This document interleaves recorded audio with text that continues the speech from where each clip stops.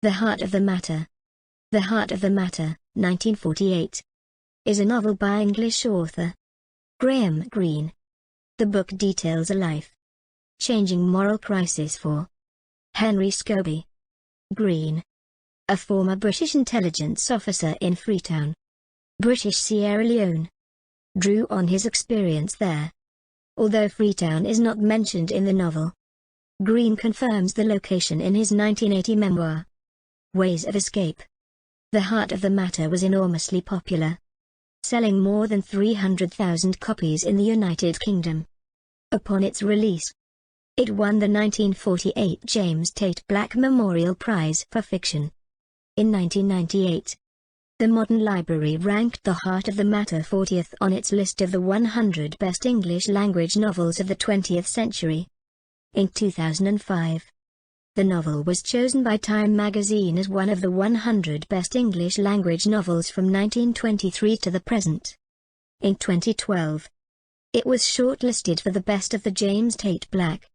The book's title appears halfway through the novel.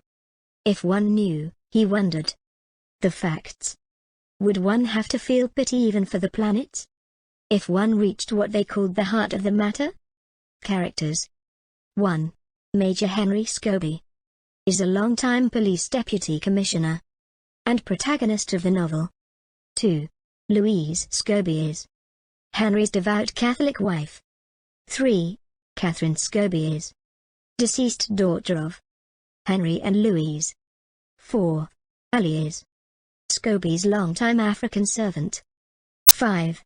Edward Wilson is a new inspector who spies on Major Scobie and is in love with his wife, Louise. 6. Harris is Wilson's housemate. 7. Dickie Pemberton is an inspector who commits suicide due to his large debt to Yusef. 8. Helen Rolt is a newly arrived widow who becomes Scobie's mistress. 9.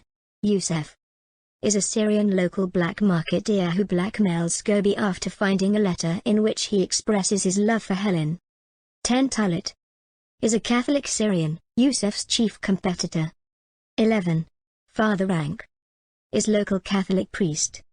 12. Father Clay is a Catholic priest at Bamba who reads about saints. Plot summary. Major Scobie lives in a colony on the west coast of Africa during World War II, and is responsible for local security during wartime. His wife Louise, an unhappy, solitary woman who loves literature and poetry, cannot make friends. Scobie feels responsible for her misery, but does not love her. Their only child, Catherine, died in England several years before. Louise is a devout Catholic. Scobie, a convert, is also devout. Scobie is passed over for promotion to commissioner, which upsets Louise both for her personal ambition and her hope that the local British community will begin to accept her.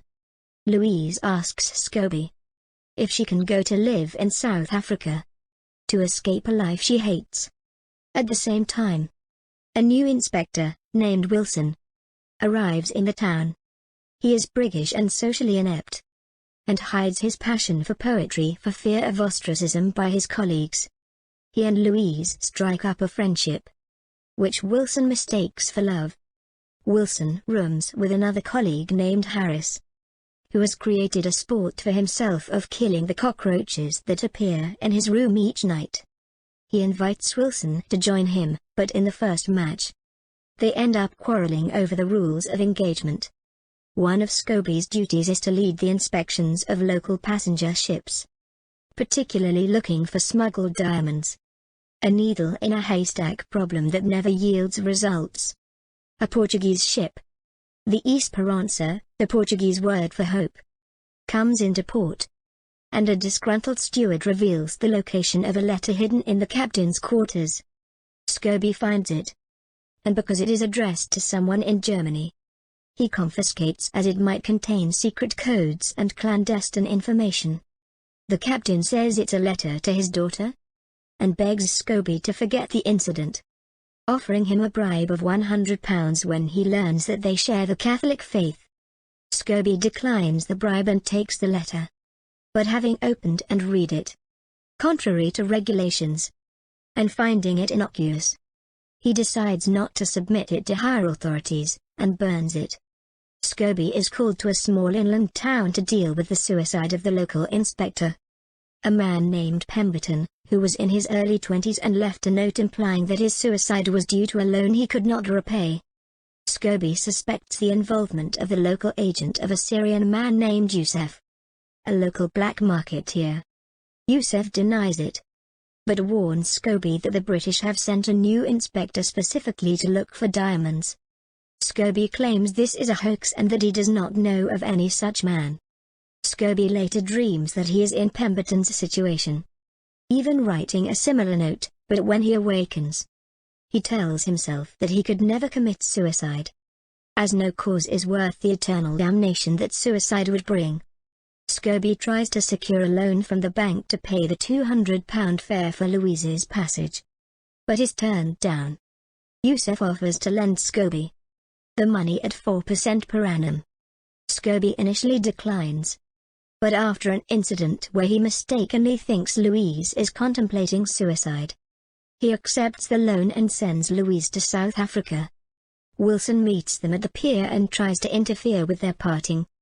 Shortly afterwards, the survivors of a shipwreck arrive after 40 days at sea in lifeboats. One young girl dies as Scobie tries to comfort her by pretending to be her father, who was killed in the wreck. A 19-year-old woman named Helen Rolt also arrives malnourished and dehydrated, clutching an album of postage stamps.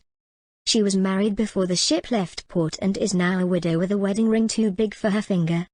Scobie feels drawn to her, as much to the cherished album of stamps as to her physical presence. Even though she is not beautiful, she reminds him of his daughter. He soon starts a passionate affair with her, all the time aware that he is committing the grave sin of adultery. A letter he writes to Helen ends up in Yusuf's hands, and the Syrian uses it to blackmail Scobie into sending a package of diamonds for him via the departing Esperanza, thus avoiding the authorities. After Louise unexpectedly returns, Scobie struggles to keep her ignorant of his love affair, but he is unable to renounce Helen, even in the confessional, where the priest instructs him to think it over and postpones absolution. Still, to placate his wife, Scobie attends Mass with her, and receives communion in his state of mortal sin, a sacrilege according to Catholic doctrine. Soon after, Yusuf's servant delivers a gift to Scobie, which he refuses. Scobie's servant, Ali, however, witnesses this and a romantic embrace between Scobie and Helen.